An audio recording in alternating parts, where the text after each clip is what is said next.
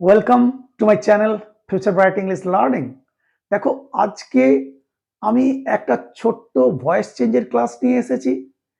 কিভাবে modal auxiliary থাকলে সেগুলোকে আমরা কিভাবে ভয়েস চেঞ্জ করব, অর্থাৎ মডেল অক্সিলারি বলতে কোনগুলো, যেমন ধরো আমি লিখে দিচ্ছি এইগুলো থাকলে আমরা কি করে এদের অ্যাক্টিভ থেকে প্যাসিভে পরিণত করব। খুব সহজ দেখাচ্ছি তোমাদেরকে। যেমন ধরো এইগুলো, ধরো shall, should, will, would, can,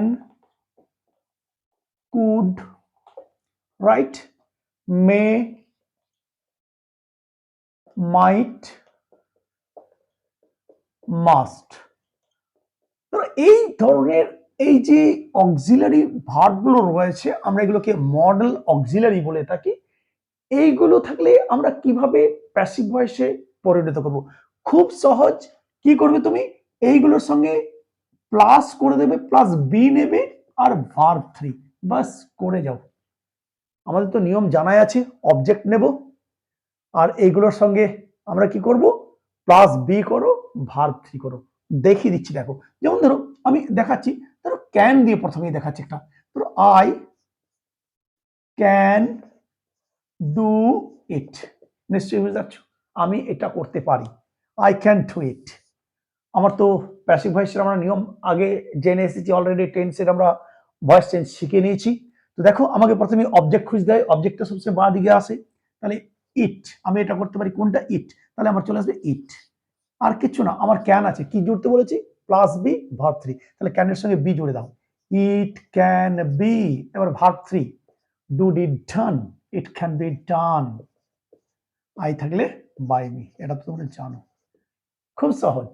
শুধু যে এই যেগুলোর মধ্যে যেটা একটা পাবে এদের সঙ্গে তুমি বি জুড়ে দেবে, অবজেক্টটা নেবে, বি জুড়বে, ভার্ব থ্রি করবে, বাই দিয়ে নিয়ে চলে আসবে, তাহলে কিন্তু ভয়েস চেঞ্জ হয়ে যাবে। আই ক্যান ডু ইট, আমি এটা করতে পারি, এটা আমার দ্বারা করতে পারা হয়, it can be done by me.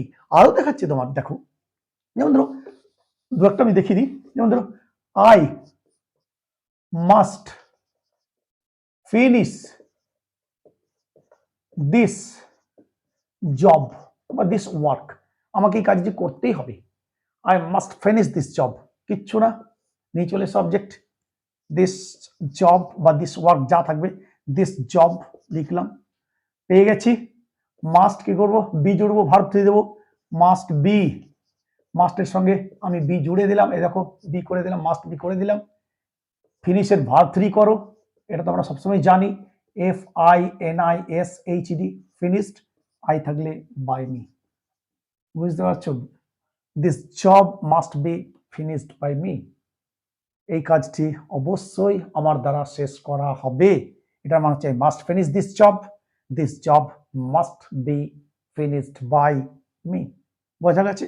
আরো উদাহরণ দিচ্ছি, যেমন ধরো শুড দিয়ে দিচ্ছি, শুড যা থাকবে এগুলো যা পাবে তুমি, শুড দিয়ে দিচ্ছি। ধরো you should do this work, তোমার এই কাজটি করা উচিত, you should do this work, this, you should do this work.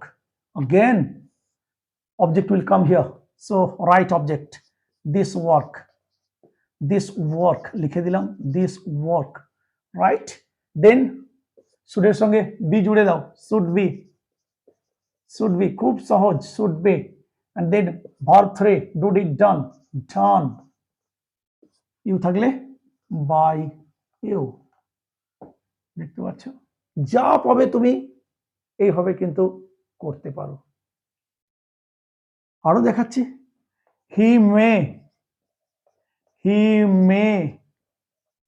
May read this book, সে এই বইটি পড়তে পারে, হি মে রিড দিস বুক।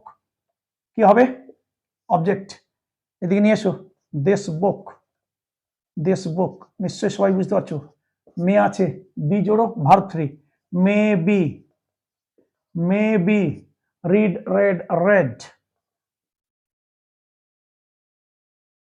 এখানে রিড উচ্চারণ, এখানে একই স্পেলিং হলেও এখানে কি হয়ে যাবে, থার্ড ফর্মের ভার্বের read, this book may be read, he থাকলে বাই হিম, বোঝা যাচ্ছে? সুতরাং এইগুলো দিয়ে তোমরা যা পাবে তোমরা কিন্তু করে দেবে। আরো দেখাচ্ছি, উইল দিয়ে দেখিয়ে দিই দু একটা। যেমন ধরো he will, he will, he will do it, সে এটা করবে, এটা তার দ্বারা করা হবে।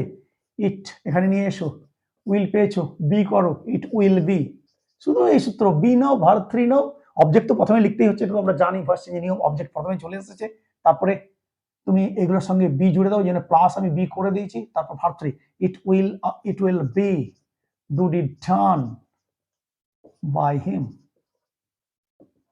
বোঝা গেছে? সুতরাং যা পাবে তাই কিন্তু করে দেবে, শুধু এর সঙ্গে বি ভার্ব থ্রি। স্যাল দিয়ে একটা দেখে নাও, স্যাল, স্যালের ক্ষেত্রে একটু তোমার অসুবিধা হতে পারে, অসুবিধা নয়, যেমন ধরো আই শ্যাল ডু ইট, এটা আমি করব, দেখো আমার অবজেক্ট ইট চলে এলো।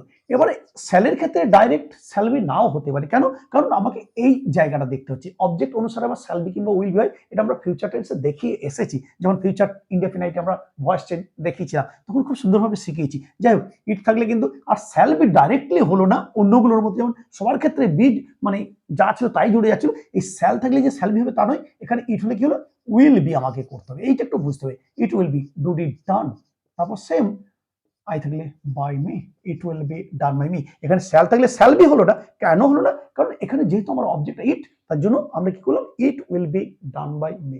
সো এইরকম যদি তোমার মডেল অক্সিলারি থাকে, সো তুমি কি করবে, অবজেক্টটা প্রথমে খুঁজে বের করে নেবে, বাঁ দিকে লিখে দেবে, তারপরে লেখার পরে এইগুলোর সঙ্গে বি জোড়ো, ভার্ব থ্রি করো, তারপর তো নিশ্চয়ই জানো এগুলোকে তোমরা বাই দিয়ে নিয়ে চলে এলেই হবে, যা থাকবে বাই দিয়ে করে দেবে। এইভাবে যত মডেল অক্সিলারি ভয়েস চেঞ্জ আছে তোমরা ইজিলি করতে পারবে। আশা করি সবাই বুঝতে পেরেছো। চলো আজকে এইটুকুই, আবার পরের ক্লাসে নতুন একটা খুব সুন্দর ভিডিও নিয়ে আসবো। Till then, goodbye from everybody, thank you very much.